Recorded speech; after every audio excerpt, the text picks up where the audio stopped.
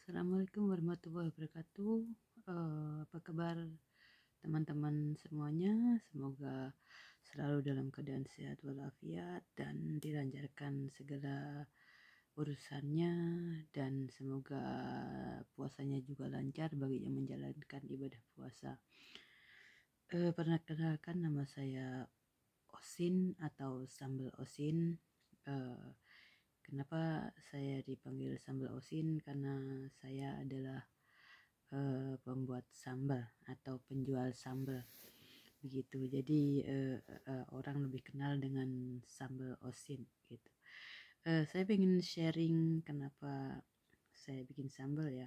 Sebenarnya mula-mula sih cuma sekedar bikin sambal, terus share ke temanku, terus temanku bilang katanya enak kayak gitu. Jadi dari situ saya punya ide untuk bikin sambal gitu ya. Pada awalnya sih cuma iseng-iseng bikin 1 kilo kayak gitu. Waktu itu kan masih numpang di rumah majikan, jadi ya di sela kesibukannya ada waktu yang luang ya saya bikin sambal gitu. Terus eh, ya promosinya ya dari teman ke teman kayak gitu. Terus eh ya namanya orang usaha kan, jadi ya ada kendalanya itu mesti ada, tapi yang jelas alhamdulillah saya komitmen pelan-pelan mulai jalan dari 1 kilo, terus 2 kilo, terus 5 kilo gitu. Ya berbagai apa namanya rintangan itu pasti ada, karena namanya jalan itu kan nggak selalu mulus ya. Tapi alhamdulillah sampai saat ini saya bisa berjalan selama 7 tahun. Dan saya ini kenapa saya terjun ke dunia wirausaha, karena selama beberapa tahun saya merantau di luar negeri. Terus saya pikir kenapa kok seolah-olah hidup saya nggak ada tujuan gitu ya. Jadi semenjak dari situ saya mulai berpikir kemana hidup saya nantinya. Gak mungkin kan begini-begini aja gitu kan. Terus saya mulai tertarik dengan bisnis itu ya mulai dari ikut kelas mandiri sahabatku. Waktu itu batch 7 kalau nggak salah. Dari situ pikiran saya mulai terbuka untuk belajar entrepreneur. Kemudian lulus dari mandiri sahabatku, saya mengikuti kelas di BMC yang ada di Kaluntong. Kemudian dari situ saya mulai belajar karena kebetulan di BMC juga dibimbing oleh dosen yang sangat luar biasa, yaitu Bapak dosen dari Ciputra, namanya Bapak Antonius Tanan. Dan waktu itu juga ada Bapak Dharma juga, tapi setelah beberapa tahun akhirnya saya sudah sambil apa namanya usaha saya mulai jalan, mulai lancar. Jadi ya udah mulai punya kesibukan lah. Jadi dari situ saya banyak belajar bagaimana cara pemasaran, bagaimana cara promosi ke temen begitu ya.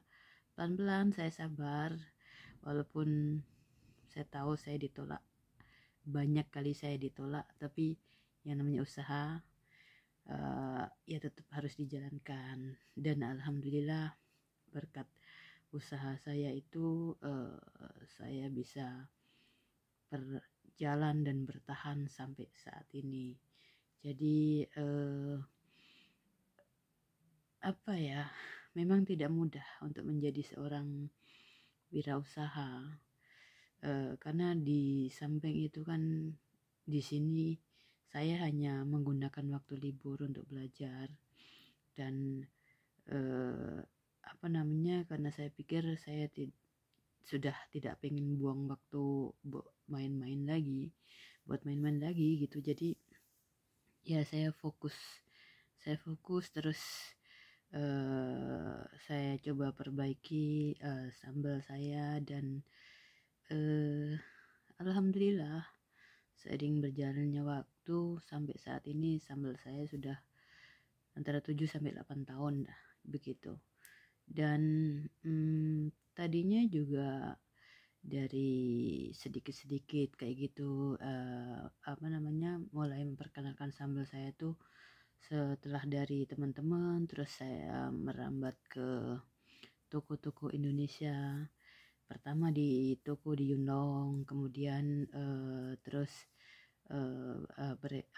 pindah lagi ke mana, ke Chunwan, terus ada yang ke Mongko, ada ke Meifu.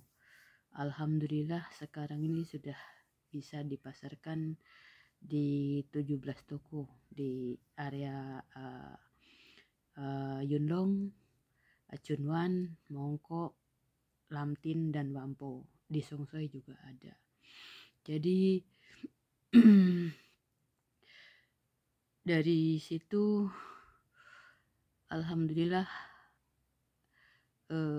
saya ada banyak pembelajaran dari sekian tahun saya bikin sambal itu. Karena tidak mudah untuk mempertahankan suatu bisnis, apalagi saya hanya buat di hari Minggu ya, dan waktu libur gitu, karena saya pikir saya tidak mau buang-buang waktu lagi. Jadi ya saya fokus ke sambal aja, dan sekarang sudah bisa bikin 50 kilo per bulan, bukan per bulan, maaf, per minggu. Dan saya juga dibantu dengan ada 2-3 orang teman. Jadi kalau tanpa mereka saya juga nggak mungkin sampai ke saat ini ya. Jadi sambal Osin bertahan sampai ke saat ini itu karena kerjasama dari teman-teman juga, terus dari toko Indonesia juga, terus teman-teman yang di luar sana yang beli langsung ke saya juga banyak. Jadi alhamdulillah selalu bersyukur dengan apa yang saya capai hari ini. Saya cerita ini bukan bermaksud saya mau pamer atau apa ya. Saya cuma ingin ngasih tahu teman-teman bahwa sesuatu itu mungkin saja bisa kita capai asalkan dengan kerja keras, usaha, dan kerja ikhlas. Karena kalau tanpa itu semua, kalau misalnya cuma modal aja, saya rasa juga gak akan kemana-mana gitu. Jadi ya saya anggap ini satu pembelajaran yang sangat-sangat bagus, karena kan kalau tidak bisa mempertahankan itu, bisnis kita gak akan kemana-mana. Ya saya bersyukur walaupun saya cuma buat kerja ataupun buat sambal itu cuma di hari Minggu dan hari libur. Alhamdulillah bisa bertahan sampai saat ini dan bisa merambat ke beberapa toko yang ada di area Hong Kong sini.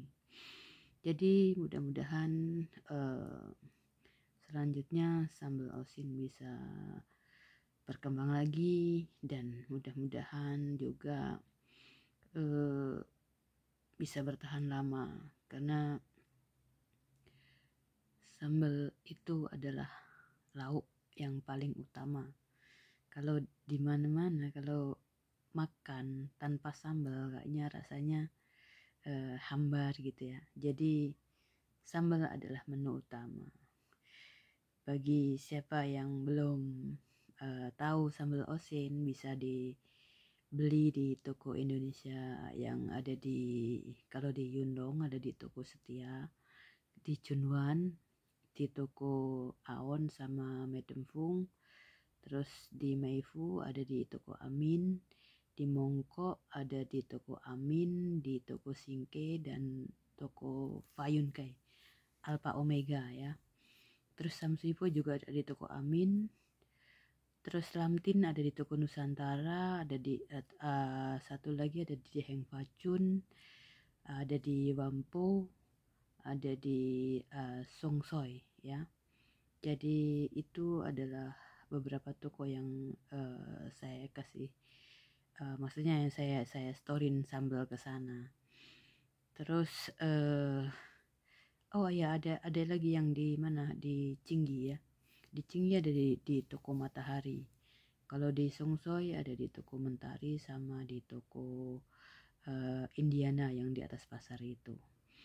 Nah, itulah mungkin sedikit cerita bagaimana sambal osin bisa bertahan sampai saat ini. Mungkin nanti saya akan sharing lagi tentang kenapa saya sampai terjun ke dunia wirausaha ini ya. Karena saya rasa apa ya, hidup itu harus ada tujuan. Karena kalau nggak ada tujuan, nggak akan habisnya. Akan kemana hidup kita dibawa kan? Jadi ya kita harus punya tujuan.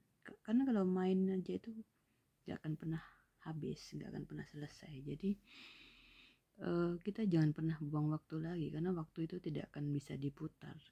Seandainya waktu itu bisa diputar, saya pengen kembali ke masa kecil lagi, yang bisa bermain, bisa dimanja oleh bapak sama ibu. Tapi kan waktu semua sudah tidak bisa diputar. Jadi apa yang kita buat saat ini, apa yang kita kerjakan saat ini, semoga bisa berkah di hari nanti, dan semoga waktu kita tidak terbuang begitu saja.